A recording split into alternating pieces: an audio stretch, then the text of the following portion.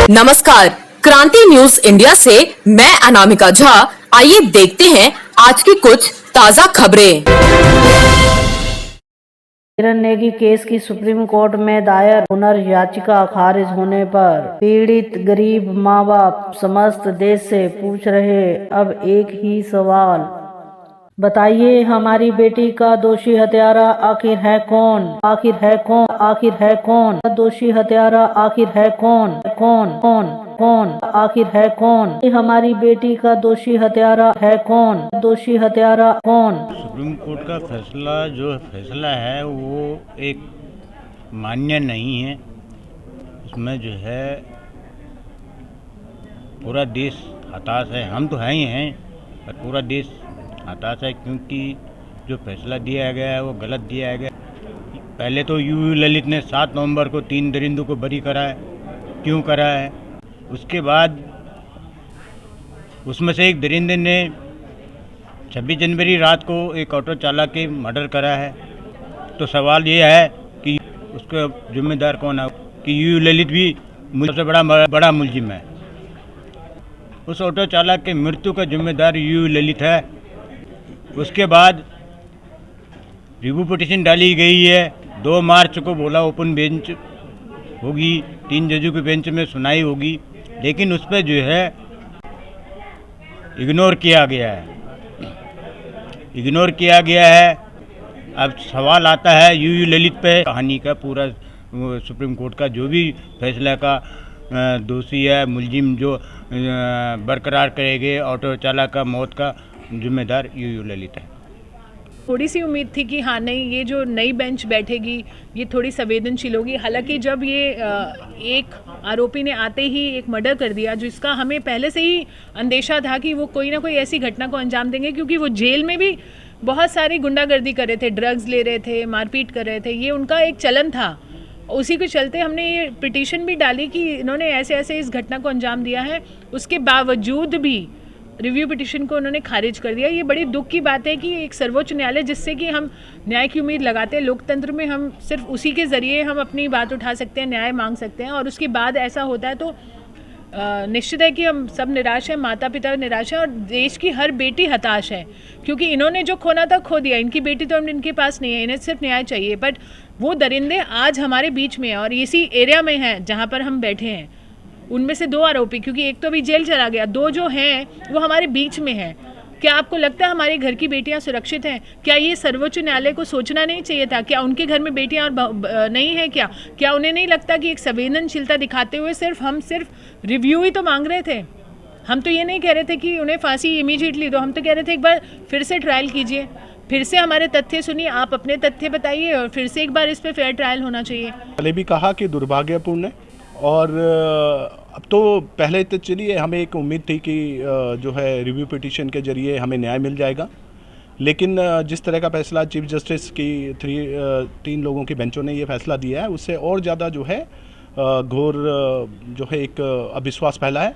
लेकिन साथ में मेरा एक क्वेश्चन है कि अगर सुप्रीम कोर्ट ने चलिए ये फैसला दिया, क्या सुप्रीम कोर्ट ने कहना चाहिए था कि जो है इस मामले की जाँच को CBI को सौंपनी चाहिए थी? अगर मान लीजिए कि पुलिस प्रशासन ने जो जांच करी है या जो हाई कोर्ट और सेशन कोर्ट ने फैसला, मान लीजिए उसमें खामियां थी, तो क्या सुप्रीम कोर्ट के संज्ञान नहीं लेना चाहिए था कि इस मामले की और गहराई से जांच जो है CBI के द्वारा की जाए? तो कई ऐसे क्वेश्चन हैं जिसमें जो इस न्याय व्यवस्था पे गंभीर प्रश्न खड़ा करते हैं। मेरा मानना, अगर आप अपने ही नीचे के न्यायालयों को विश्वास नहीं करते हैं, अगर इतना पैसा खर्च करके सरकारें इतना जजों को नियुक्ति करती हैं, वो ट्रायल करते हैं लोअर कोर्ट के, हाई कोर्ट के, तो और पुलिस में, तो इसका मतलब आपका कोई विश्वास नहीं है। तो आप उस चीज़ को मुझे लगता है कि फिर आपको ये सब हटा देना चाहिए। ये सारी जो ये हमारे इंफ्रास्ट्रक्चर है जिस पे हम इतना टैक्स पेयर का पैसा देते हैं, अगर आपको उन पे बिल्कुल भरोसा नहीं है, ये बिल्कुल भरोसा नहीं है, क्योंकि अगर आपने लाइफ इम्प्रिजमेंट की होती है तो हम कहते हैं कि आपको थोड़ा संदेह था इस केस पर, आपने बिल्कुल खारिज कर दिया आपने लोअर कोर्ट, हाई कोर्ट को, पुलिस को, तो इसका मतलब आपको बिल्कुल भरोसा नहीं है अपने तंत्र पर, तो वो तंत्र खत्म कर देना चाहिए। मेरा मानना है कि कहीं ना कहीं जो है इस मामले को मैनेज किया गया है। ये मामला जो है ये फैसला पचाने लायक नहीं है। आम जनमानस इसको कभी भी स्वीकार नहीं करेगा। उत्तराखंड की जनता इस फैसले को कभी भी स्वीकार नहीं करेगी। मैं तो बिल्कुल उनको दोषी बोल रही हूँ, क्योंकि देखिए या तो वो जवाबदेही तय करें कि किसने इस बच्ची का बलात्कार किया, हत्या की। बच्ची का बलात्कार भी हुआ, हत्या भी हुई, सब कुछ प्रूफ है। आज जब हम अंतरिक्ष पे जा रहे हैं, जब हम इतनी बड़ी बड़ी बातें कर रहे हैं, पूरा ग्लोबल की बात करते हैं, टेक्नोलॉजी आ गई है, हर तरह से चीज़ आ गई है, आप दो चीज़ें कीजिए। या तो आप बताइए कि उस बच्ची का बलात्कार और हत्या किसने की। आप सिर्फ ये कह के कि ये दोषी नहीं है, इस बात से पल्ला नहीं झाड़ सकते ना। आपको जवाबदेही तो तय करनी पड़ेगी। आप टैक्स पेयर का पैसा लेते हैं, आप न्यायाधीश हैं, आप बड़ी बड़ी गाड़ियों में घूमते हैं, आप बड़े बड़े बंगलों में रहते हैं, तो आपकी जवाबदेही बनती है। अगर इन्होंने नहीं किया तो किसने किया, ये मैं चीफ जस्टिस ऑफ इंडिया से पूछती हूँ आपके जरिए। तक हम इस लड़ाई को लड़ेंगे, अंत तक, चाहे कुछ भी हो, जब तक सुप्रीम कोर्ट कानून का इस देश के दरवाजे हमारे लिए, इस न्याय के, बेटी के न्याय के लिए बंद नहीं हो जाते, वहां तक हम लड़ेंगे। और उसके बाद भी हम आंदोलन की सोचेंगे, पूरा आंदोलन की सोचेंगे। लेकिन इस बीच में जब तक क्यूरिटी पिटीशन जो है, इस पर सुनवाई नहीं होती, यही न्यायालय से, सुप्रीम कोर्ट से यही करते हैं कि भाई ऐसे दरिंदों को जल्दी से जल्दी फांसी दी जाए या उम्र कैद की सजा दी जाए। बना के अपलोड कीजिए। और जैसे मैडम ने कहा कि इतनी चिट्ठियों से जजों के घर और प्रधानमंत्री के घर पर दिए जाएं कि उनको इस प्रतिष्ठा से आगे आए। आपको कौन लग रहा है, कौन दोषी है? देखो, दोषी तो उसमें दोनों हैं, सरकारें भी हैं, सुप्रीम कोर्ट भी दोषी है, जिन्होंने इतना जघन्य अपराध होने के बाद भी ऐसा निर्णय लिया है उन दरिंदों को बाइज्जत बरी कराए। तो दोनों ही इसमें दोषी हैं, सुप्रीम कोर्ट भी दोषी है और सरकार भी दोषी है। अगर है तो उम्मीद तो 1% की भी है तो है। अब रही बात उस पर हमारा कहीं ना कहीं दबाव कम हुआ या कमी हुई, मैं तो ये भी कहती हूँ कि दबाव की ज़रूरत ही क्यों पड़नी चाहिए थी, पहली बात है। अगर इस केस में भी अगर हमें दबाव देकर न्याय लेना पड़े तो ये बच्ची को तो न्याय मिल जाएगा, बट हमारे लिए शर्म की बात है, हम देश है बहुत सारे इसी तरह के पूरे भारत से, तो हर केस पे दबाव बनाना तो पॉसिबल ही नहीं है। तो हम क्यों, ऐसा हमारा संविधान है कि हमें दबाव बनाना पड़े। पर जी, मेरा नाम रविंद्र सिंह रावत है और मैं उत्तरांचल प्रबंधन समिति से हूँ। मैं सुप्रीम कोर्ट को सिर्फ एक ही क्वेश्चन करना चाहता हूँ कि अगर सुप्रीम कोर्ट ने, अगर इन तीनों आरोपी तो नहीं बोल सकते इनको, क्योंकि इनको सुप्रीम कोर्ट ने बाइज्जत बरी कर दिया, अगर इनको बरी किया है तो सुप्रीम कोर्ट को उसमें एक मतलब वर्ड और ऐड करना था कि अगर ये तीनों अगर बाइज्जत बरी हैं तो उसका कातिल कौन है, क्योंकि बेटी का कत्ल हुआ है, उसका रेप हुआ है, उसका मर्डर हुआ है, ठीक है।